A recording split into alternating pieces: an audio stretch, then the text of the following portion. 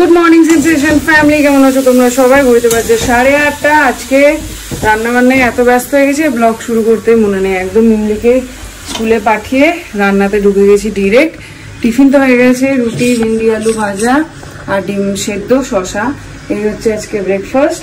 আর লাঞ্চটাও বানিয়ে নিচ্ছি, কেন কি 9টা থেকে বাবাকে নিয়ে নেত্রালয়ে যাব।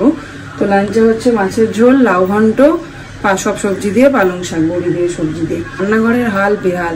কালকে দুর্গা আসেনি, বাসন মেজেছিলাম, কিন্তু তারপরেও রাত্রে যেহেতু সবাই একসাথে খাওয়া দাওয়া অ্যান্ড অল এইসবগুলো হয়েছিল, তো ওই জন্য এখন পুরো অবস্থা খারাপ। এগুলো করে নিয়ে একবারে দুর্গা এসে পরিষ্কার করে দিয়ে যাবে। তো এখানে এখন বানাচ্ছি পালং শাক, এদিকে মাছ ভাজাটা করি। এদিকে মাছ ভাজা হয়ে গেছে, এদিকে ভিন্ডি আলু ফ্রাই।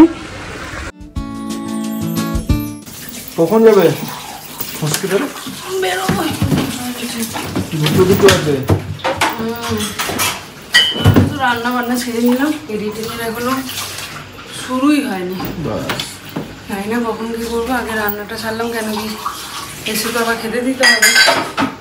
খেতে নিয়ে ভাবছি ল্যাপটপটা নিয়ে চলে যাবে। এখন ঘরগুলো বসে বসে যা তা হয়ে যাবে, যা তা। ফ্রিজটা পরিষ্কার করবো। এই যে এটা হচ্ছে রুটি আর ভিন্ডি আলু ভাজা, ডিম সেদ্ধ হচ্ছে টিফিনের, আর দুপুরে হচ্ছে ভাত, 2 রকমের মাছ, পালং শাক আর লাউ ঘন্টটা, লাউটা সিটি দিয়ে রেখেছি, ওটা ঘন্ট করতে হবে।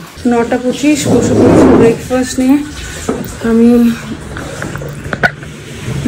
আমি ডিম খাচ্ছি না, কেন কি এসে পুজো দেবো, তারপরে আমিষটা খাবো আর কি। তো ওই জন্য আমি গিয়ে ফটাফট রেডি হয়ে বেরোতে হবে।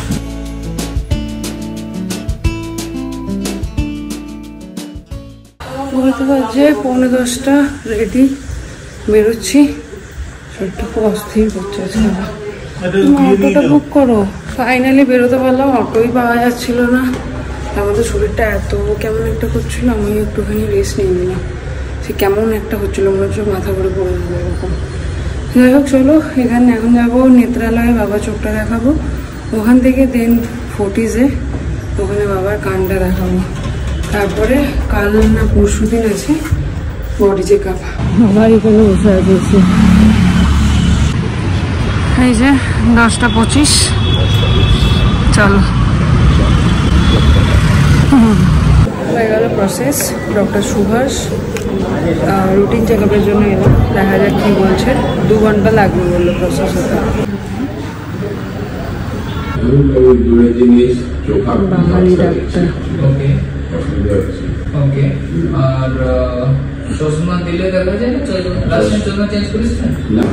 বাবাকে এখানে দিয়ে দিয়েছে ড্রপ।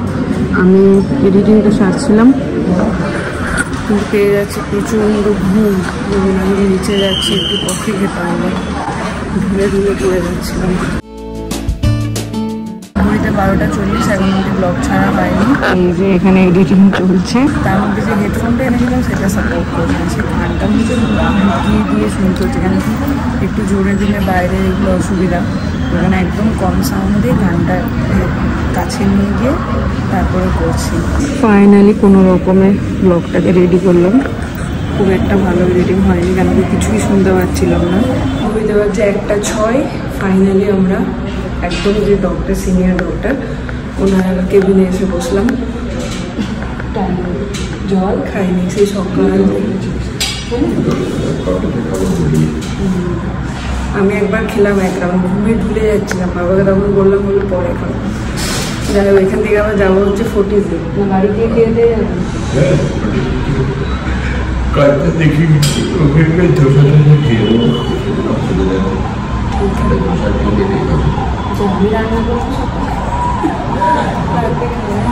এখন এখানে লাগবে লম্বা টাইম, ওই জন্য অরিন্দমকে আমাদেরকে অ্যাকচুয়ালি নিতে এসেছিলো ব্রেক পেয়েছে বলে। ওকে বললাম ল্যাপটপটা নিয়ে চলে যাও।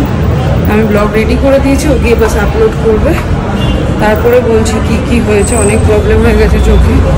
সো মুশকিলটা হয়েছে, আমার ফোনে চার্জ আউট হয়ে যাবে একটু পরে।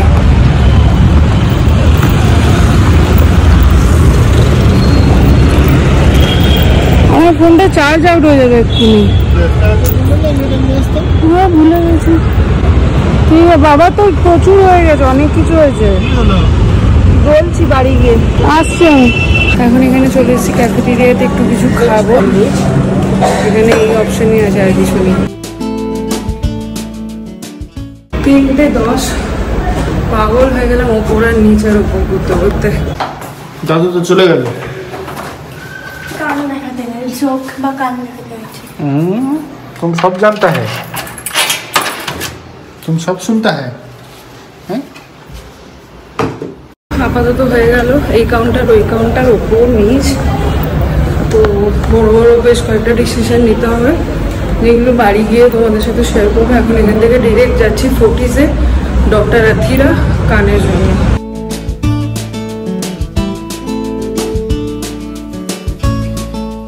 এখন বেরিয়ে পড়লাম, 3:14, 3:45 আছে অ্যাপয়েন্টমেন্ট।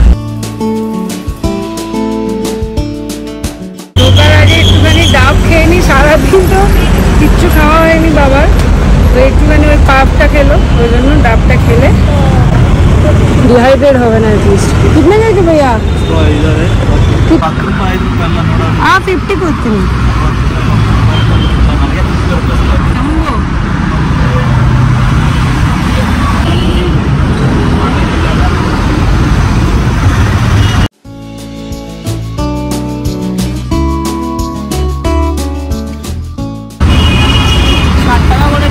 এই সিকিউরিটি দাদারা পেছনে, ও হচ্ছে আসামে, খুব গল্প করছে আমার সাথে। ডাবকে ঢুকছি তো বলছে হো গেয়া ম্যাডাম। ফার্স্ট টাইম এখানটা এত ফাঁকা দেখছি আমি। হয়ে গেল কান, এবার দেখাবো স্কিন। হাতের অবস্থা খুব শোচনীয়, তো দেখিয়ে নিই তারপর বলছি। এইখানটা এলেই মিমলি ছোটবেলাটা মনে পড়ে। এইখানটাই তো হনুমানদের অবস্থা। বহুদিন পর এলাম এই দিকটায়। যাই হোক, স্কিনের ডাক্তার তো পাওয়া গেল না, কাল পরশু করে আসবো। এখন থাকতে হবে এক সপ্তাহ 10 দিন। এইদিকে এইদিকে কানের ইয়ারড্রামে হল হয়ে গেছে, যার ফলে ইনফেকশন হয়ে গেছে, পাস হয়ে গেছে, পুঁজ হয়ে গেছে আর কি। তো সেগুলোর জন্য সব অ্যান্টিবায়োটিক দিল, ওগুলো খেতে হবে, 7 দিন দেখতে হবে। যদি ঠিক না হয় তাহলে অপারেশন করতে হবে। কতগুলো হাতটা দেখবে, দেখো হাতটা ঠিক করো। এই যে হাতের অবস্থা, কি অবস্থা ভাবো শরীরটার। অনেকগুলো কাজ দিয়েছিলাম, তার মধ্যে দুটো হলো, মানে দুটো কোনোটাই হয়নি, দেখানো হলো। এটা হয়ে গেলে আজকে 3টা হতো, কালকে ফুল চেক আপে আসবো যখন, তখন এটা দেখি। সেখানে নিলাম 2টো মশলা ধোসা আর দুটো চা, খেয়ে দিয়ে তারপর বাড়ি যাবো।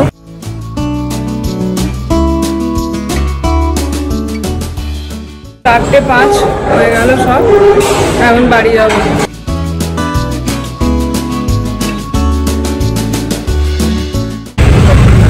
বইতে আছে 4:30। দাঁড়া, তুমি যাবে? ফুল নেবো, এখন একটু ফুল নিয়ে দিয়ে পুজো সারবো, তারপরে বাকি কথা। না আজকে ফুল একদম জুতো ছিল না, দেখো এইদিকে এইগুলো শুরু হয়েছে। ভেবেছিলাম এসে পুজো দেবো, সে তো আর হলো না। এখন গিয়ে স্নান টান সেরে একবারে পুজো দেবো। আজকে বৃহস্পতিবারে ঘট বসানোও হয়নি। কি বললো ডাক্তার?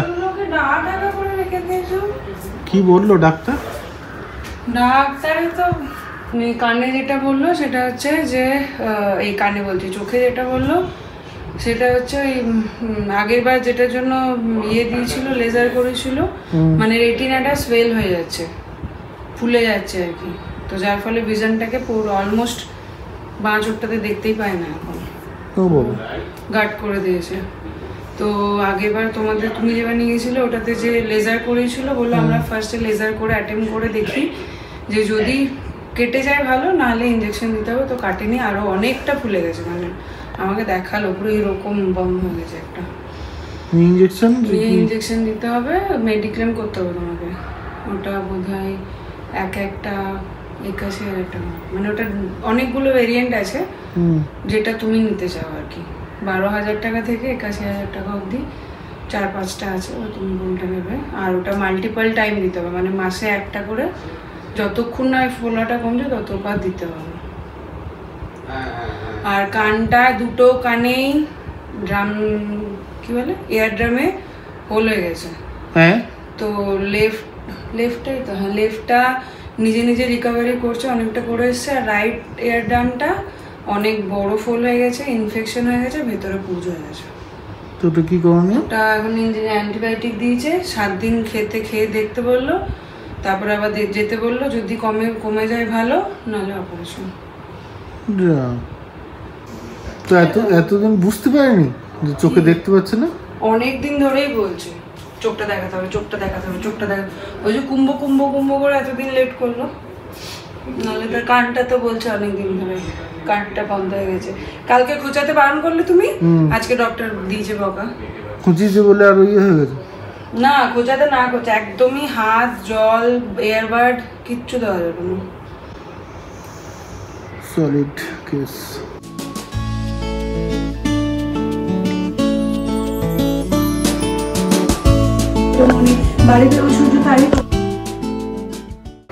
আজকে আবার অবস্থা পুরো খারাপ। 7:30 বাজছে, অফিসে এতক্ষণে শেষ হলো, যদিও মাঝে তো অফিস করতে করতে এখন টাইম হয়ে গেছে হচ্ছে গিয়ে মায়ের ডক্টর দেখানোর।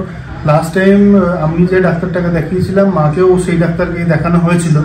তো ওনার কাছে একটা অনলাইন অ্যাপয়েন্টমেন্ট নেওয়া হয়েছে, তার কারণ সুগারটা 0.2 বেড়েছে আমার, মানে HbA1c-তে। তো সেই জন্যই সমস্ত মায়ের প্রেসক্রিপশন, আগের বারের রিপোর্ট, এইবারের রিপোর্ট সব পাঠিয়ে দিয়েছি। নিয়ে খুব তো বকাবকি দিল, আর একটা ওষুধ বাড়িয়েও দিল। তো বললো এইবারে যদি না কমে তাহলে কিন্তু ইনসুলিন, আর খাওয়া দাওয়া ডায়েটটা পুরো চেঞ্জ করে দিল।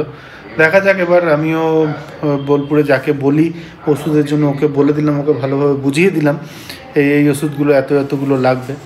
আর তারপরে যেটা করলাম সেটা হচ্ছে গিয়ে অফিসের যে মেডিক্লেম সেই টিমকে ইয়ে করলাম, যেহেতু আমার পলিসির আন্ডারেই রয়েছে, তো তাদেরকে মেল করলাম যে কোন ইঞ্জেকশনটা আমি এলিজিবল, মানে আমার পলিসিতে এলিজিবল। যদিও আমাদের আলাদা করে, আমার মা আর মানে শ্বশুরমশাই দুজনের জন্যই আলাদা করে টাকা পে করতে হয়, ওটা আমার ফ্রি নয়। বাট ওই আর কি, না জিজ্ঞেস করে ওরা বলেছে 80,000, আমরা চলে গেলাম হ্যাঁ 80,000 নিয়ে অফিস। তারপরে বললেন না 3,000ই দেবো, তাহলে তো আর সেটা হবে না। তো সেই জন্যই দেখা যাক। আমার মনে হয় লাস্ট টাইম ওর মায়ের সময় যখন আমরা ওরকম একবার দেওয়া হয়েছিল, তখন 12 না 14,000 সামথিং কিছু একটা অ্যাপ্রুভ করেছিল। তো সেটাতে আমরা আগে থেকে জিজ্ঞাসা করিনি। তো এইবার আমি পুরো মেল পাঠালাম, আমার পলিসি, ডক্টরের যে পুরো প্রেসক্রিপশন সেগুলো সমস্ত কিছু দিয়ে মেল করলাম। এবার দেখা যাক কী রেসপন্স আছে, তার উপরে সোমবার দিন ডিসিশন হবে। অ্যাকচুয়ালি এই সমস্ত এজে এসে তুমি যদি নিজের থেকে গিয়ে ইন্স্যুরেন্স নিতে চাও, ইন্স্যুরেন্স পাবে না। তো এই অফিসে ছেলে মেয়ে বা জামাই যাদের যেরকম আছে, আমাদের ওরা গেলে যেমন নতুন শুরু হয়েছে, ইনলসদের মানে নিজের বাবা মা ইনলস দুজনের, এই দুটো মানে 4 জনের মধ্যে থেকে 2 জনকে নিতে পারবে। তো হয় নিজের বাবা মা আর নাহলে শ্বশুর শাশুড়ি। এবার আমার যেহেতু ওইদিকে মা, তো এদিকে শ্বশুরমশাই, 2 জন হয়ে গেছে আর কি। তো যাই হোক, সুবিধা তো পাওয়া যায়, যেখানে সুবিধা আছে সেটা তো নিতেই হবে। অনেক কথা বলে ফেললাম, এবার চানে যাই। খুব বিজিও এখন বেরোচ্ছি দুজনে, ছুটি আর নিয়েছিস, এখন বেরোচ্ছি দুজনে মিলে। ঘরের বেশ কয়েকটা কেনাকাটি করতে হবে। অরিন্দম সে অফিস নিয়ে বসেছে, তো মাথায় তুলতে পারছে না। বাবাকে চা, মুড়ি, বিমলি খাবার, বিমলি গেল টিউশনে, সব করে ফেলে এখন বেরোলাম। আমাদের কেনাকাটা, কিন্তু আমরা ভিডিও করতে ভুলে গেছি। সব মিমলিরই হলো। আমাকে স্পেলিং এর জন্য বলো, তারা এইটাই দেখো ফোন বানান। এইসব জায়গায় থাকলে আমি বানান ভুল বলবো না, বলতো এটা কেন করে বলো তো? কেন লোকেরা অ্যাট্রাক্ট হবে ভুল স্পেলিং দেখে। মা গো, ওই জন্যই আমি করি। তুই কি আমাকে মেল করলি? না, তোমার এই এদের মার্কেটিং স্ট্র্যাটেজি। এখন নিচ্ছি বাবার ফোনের জন্য কভার। এই দোকানটা কিন্তু নতুন ভালো, নিউ শপ, অনেক সস্তা, 200 রুপিস বলবো আমরা, বলেছি বলে। তাহলে ঢুকতে ঢুকতে দোকানটার বানান নিয়ে অনেক কিছু বলছিলাম, কিন্তু দোকানটা সত্যি খুব ভালো, খুব ভালো প্রাইসে দিচ্ছে। যারা যারা নিয়ার বাই আছো একবার এসো। এই যে আবার এসছে গিফট, বার্থডে গিফট। কি এটা? বাহ, কি সুন্দর দেখতে। কি এটা? কাপ মাগ। বাহ, খুব সুন্দর দেখতে। কি মিষ্টি। এটা দেখাবে 2060। এটা আমি নেব। হ্যাঁ, সব তুই নি। এটাও দিয়েছে। এটা আমার করতে পারে। এগুলো আমার জন্য। তুই কেন নিবি আমার গিফট? তোমার নামে গিফট, কিন্তু ইউজটা আমি করব। কেন? কারণ আমার ভালো লেগেছে। আমারও তো ভালো লেগেছে। দুজনে ইউজ করবো। নে নে নে, তাড়াতাড়ি নে। পরোটা রেখে পর এবার। ওটা রেখে পড়ো এবার। বাবা দেখো কতগুলো রোগ বাঁধিয়েছে কানের। কাকু এসছে। কাকিমা এসছে। অনেকগুলো প্রবলেম। চোখটা দেখালাম, রেটিনাটা ইনজেকশন দিতে হবে। অনেকগুলো বলেনি, আমি তো সেইটাই ভেবে অবাক। কানটা ফুটো হয়ে গেছে আর চোখে এখন 1 সপ্তাহ থাকতে হবে। ফুটো রেখে বাড়ছে চোখে ফুটো। চোখে ক্যাটরাক্ট হয়েছে আর রেটিনাটা সোয়েল হয়ে গেছে। আমার রেটিনা এদিকে এদিকে দুটোতেই ফুটো হয়েছে। আমার রেটিনা আগে সারাতে হবে। ওই বাবারও তাই। এখানে বসবে, এখানে বসবে না? বাবা কেন? জাস্ট গেল। আজকে সকাল থেকে কাপড়গুলো মেলার সময় পাইনি, এই এখন নিয়ে বসেছি, শুকিয়ে যাবে। রাত্রে হলো। চলে এলাম এদিকে এখন রাত্রে ডিনারটা বানাতে। রুটি খাবে আর বাবা। অরিন্দম আর মিমরি খাওয়া হয়ে গেছে। চলো বানিয়ে নিই, তারপরে আমি আর বাবা দুজনেই খেয়ে নেবো। কাল থেকে না খেয়েছি তো, শরীরটা একটা কেমন একটা হচ্ছে। তার মধ্যে আজকে ধোসাটা খেয়ে আরো অদ্ভুত রকমের। জানি না দুধটা ভালো আছে কিনা, কাল থেকে আর ফোটানোর সময় পাইনি, ওই জন্য এখন একবার ফুটিয়ে নিচ্ছি। তোমাদের মধ্যে আজকে কেউ একজন কমেন্ট করেছিল যে কাকুকে ইয়ারবাডস ইউজ না করার জন্য। হ্যাঁ, আমরাও বলেছিলাম। যাই হোক, তো আজকে একটা জিনিস দেখে খুব অবাক হলো। শরীরে এতগুলো সমস্যা নিয়ে কিভাবে যে মুখ বুঝে বসেছিল এতদিন আমি জানি না। মানে হয়তো কতটা তোমরা বুঝতে পেরেছো জানি না, কিন্তু অনেকগুলো প্রবলেম একসাথে হয়ে আছে শরীরে। তো ওই জন্য এখন কিছুদিন থাকবে, পুরোটা ট্রিটমেন্ট করাবো, তারপরে যাবে। তো আপাতত এটা আমাদের ইচ্ছা, কিন্তু ওনারা তো ওনাদের মনেরই মালিক। ওই জন্য মাকে বারবার করে বলেছিলাম আসার জন্য বাবার সাথে, কিন্তু এলো না। তাই আজকে ভিডিও কলেই দেখালাম। যাই হোক, দেখি এখন বাবা কি করে। তো রাজি হয়েছে 1 সপ্তাহ থাকার জন্য, কেন কি কানটার জন্য 1 সপ্তাহ মিনিমাম থাকতেই হবে। সো দেখা যাক। Leading to global warming. শুরু করবি। Good night. কালকে পিৎজা। কালকে পিৎজা। চলে এসেছি আজকে ক্রিকেট খেলতে, বাট মুশকিল যেটা হয়েছে এই চশমাটা পরে এসেছি, এটা পরে আজকে ব্যাটিং হবে না, এখন এটার সঙ্গে হেলমেট ঢোকে না। এইদিকে চলছে এখন।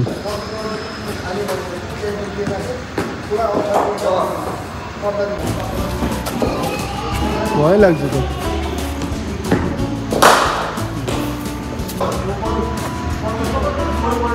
अरे सेंसेशन बाबू আসো। सेंसेशन बाबू की बॉल डालবে?